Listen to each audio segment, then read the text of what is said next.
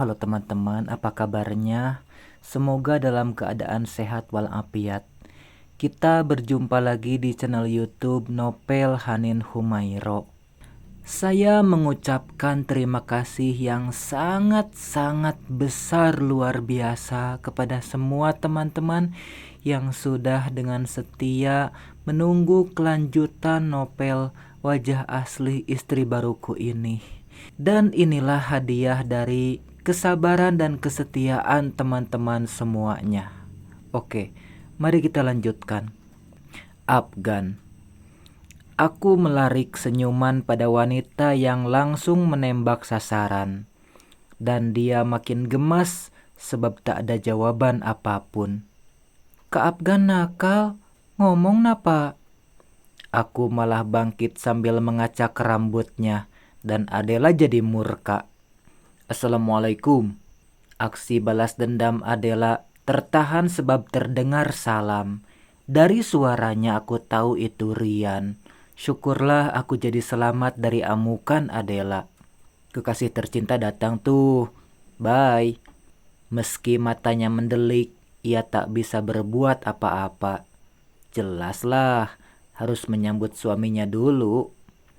Menghindari Adela adalah hal terbaik saat ini. Bicara dengannya itu serba salah. Jujur akan dikejar sampai ke tulang-tulangnya. Tak jujur, diberondong interogasi habis-habisan. Wanita yang sejak kecil cerewet level angkasa itu kadang membuatku kesal. Selalu saja ingin tahu rahasia kakaknya. Memang sih itu demi kebaikan. Saat ku perkenalkan Cindy dulu, dialah yang mendetili bagaimana gadis yang dibawa itu. Setelah melewati berbagai penelitian, adalah menyimpulkan Cindy itu setengah baik, setengah buruk. Saat itu aku tak percaya sebab sedang dimabuk cinta.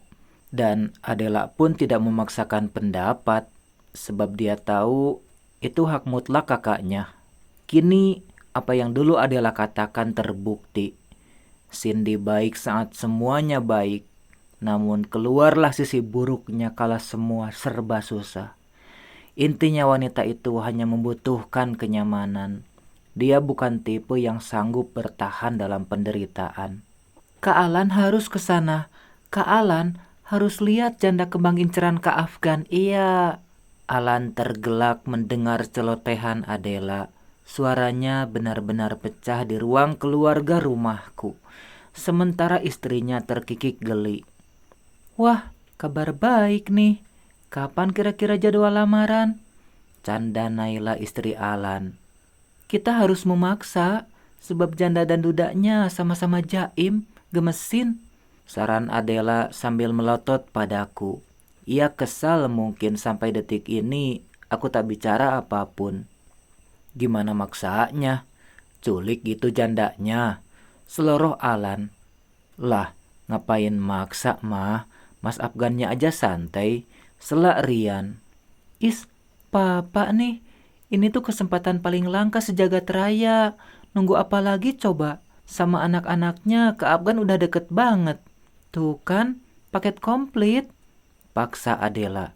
Aku sampai geleng-geleng kepala melihatnya terus berorasi soal hubunganku dengan Rida. Jadi gimana kak? Tanya Alan setelah mendengar panjang kali lebar penjelasan Adela.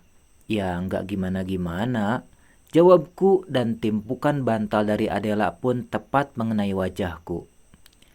Hari ini keluarga Sanjaya akan menghadiri undangan makan malam dengan keluarga Pratama, pemilik perusahaan Jaya Buana, tempat di mana Adnan Saputra bekerja. Aku tak menyampaikan alasan pada Alan mengapa bersedia memegang proyek kerjasama dengan mereka. Yang pasti aku hanya bilang tertarik. Misi dibalik semua itu, adikku tak perlu tahu. Aku menyarankan tak membawa para istri sebab di sana ada pria menyebalkan bernama Kevin. Matanya akan jelalatan pada para wanita dan aku tak suka. Hanya saja Alan berpikiran lain. Katanya ini undangan keluarga bukan acara bisnis. Jadi tak enak jika pasangan tidak dibawa. Tuan Andre Pratama adalah rekan bisnis papa kami sejak dulu. Mereka cukup akrab juga di luar hubungan bisnis. Jadi saat orang tua kami masih ada, kegiatan ini sering dilaksanakan. Namun kegiatan ini terhenti semenjak hubunganku dan Cindy hancur. Pasalnya, perebut istriku adalah keponakan Tuan Pratama, yaitu Jim, teman kecilku sendiri. Kalaupun Cindy dan Jim datang, aku tak masalah. Hatiku sudah free pada mereka. Silakan saja mau berbuat apapun. Tali jodohku dan Cindy memang pendek. Bisa jadi memang akan tersambung dengan wanita lain. Rida mungkin? Tapi entahlah. Kami memasuki mansion keluarga Pratama. Para pelayan yang menyambut bersegera membimbing ke ruangan yang telah ditentukan. Kami melewati ruang utama yang terbilang luas dan megah. Seolah-olah kami sedang ada di balairung sebuah istana. Tataannya tidak melepas ciri khas Nusantara, yaitu ornamen klasik khas Jawa. Di ruang makan khas para bangsawan kami disambut hangat oleh pemilik rumah. Telah duduk melingkar anggota keluarga Pratama dan beberapa undangan juga mungkin. Tentu saja ada juga Jim dan Cindy. Meja makan bulat ini amat luas. Mungkin kursi yang melingkarinya dapat berjumlah 50-an. Di atas kami menggantung lampu-lampu hias yang berundak-undak. Saat tertimpa cahaya, permukaannya memancarkan kilau keemasan. Dipadu kerlipan bening yang mungkin berasal dari batu mulia lainnya. Satu persatu orang-orang yang dirasa asing diperkenalkan kepada kami. Mataku terpaku pada satu pria dan wanita di sebelahnya. Dialah orang yang kucari, Adnan Saputra. Pria itu diundang sebab ada kaitannya dengan pembicaraan kali ini. Katanya dia baru saja diangkat menjadi direktur menggantikan pejabat lama. Aku mengangguk sopan saat kami diperkenalkan. Tak lupa menyunggingkan senyuman. Anggap saja ini basa-basi. Ini pasti bukan sebuah kebetulan. Dalam satu waktu, aku duduk bersama dua pasangan pengkhianat. Mereka itu terkutuk memang, berbahagia di atas derita mantan pasangannya. Suasana awal dipenuhi kehangatan. Masing-masing kami bicara pada yang nyaman didekati. Meski aku fokus pada Tuan Andre, tapi ekor mata ini sesekali mencuri pandang pada Papa Azka dan Azkia. Garis wajah mereka memang sama. Juga mata dan alisnya. Sepertinya kalau Azka besar akan mirip dengan Adnan sekarang. Namun semoga kelakuannya tidak menurun, sebab itu sebentuk kebusukan. Tuan Andre mengatakan proyek kota mandiri yang akan kami bangun dari pihaknya dipegang oleh Adnan dan Kevin beserta timnya. Sementara dari Citra Jaya diwakili oleh Jim dan Herman juga dengan timnya. Aku menelan ludah mendengar nama-nama yang disebutkan barusan. Apa tak ada yang lebih jujur untuk diberi tanggung jawab? Masalahnya akan besar kalau sebagai pemimpin. Aku memiliki bawahan manusia berjenis pengkhianat semua. Namun memang inilah yang kucari. Lagi pula, mengapa acara makan malam ini jadi berubah haluan? Bukankah awalnya hanya untuk menjalin hubungan kekeluargaan yang sempat retak? Ternyata Tuan Andre sedang melakukan konspirasi besar.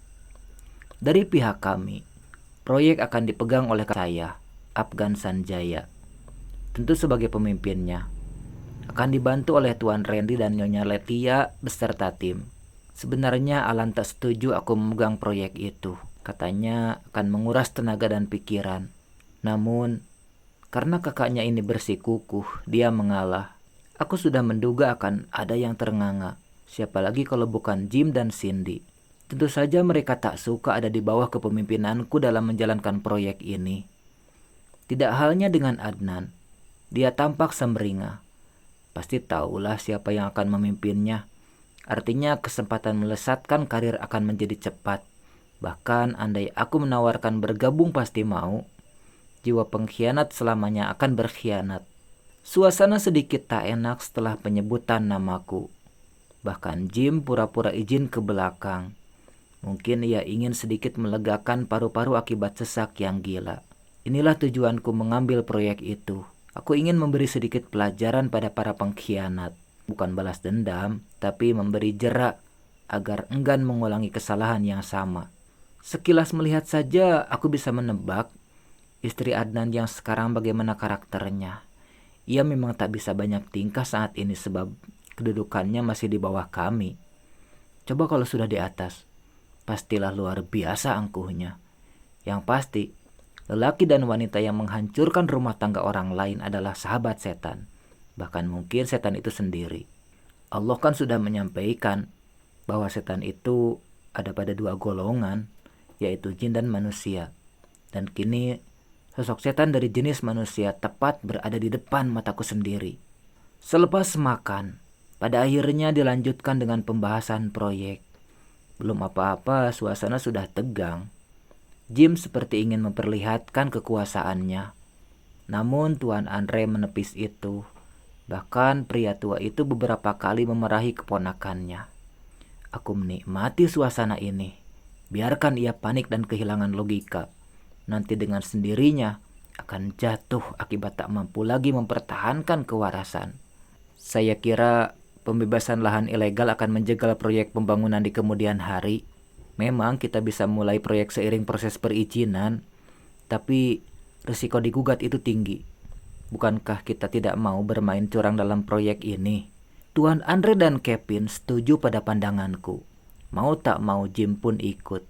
Meski begitu, aura kejengkelan meliputi seluruh wajahnya. Perbincangan terjadi hingga pukul 11 malam. Acara ini total berubah arah.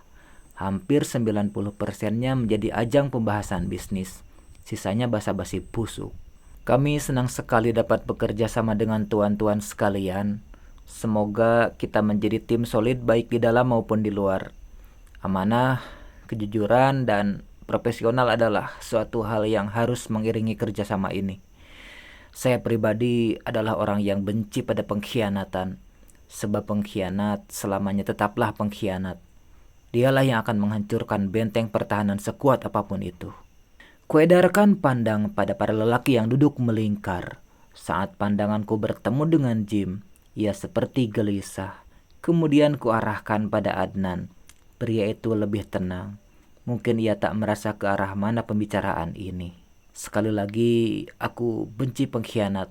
Tak ada ampun untuk mereka yang menikam dari belakang. Jika terbukti ada salah satu dari kita melakukan itu, maka N.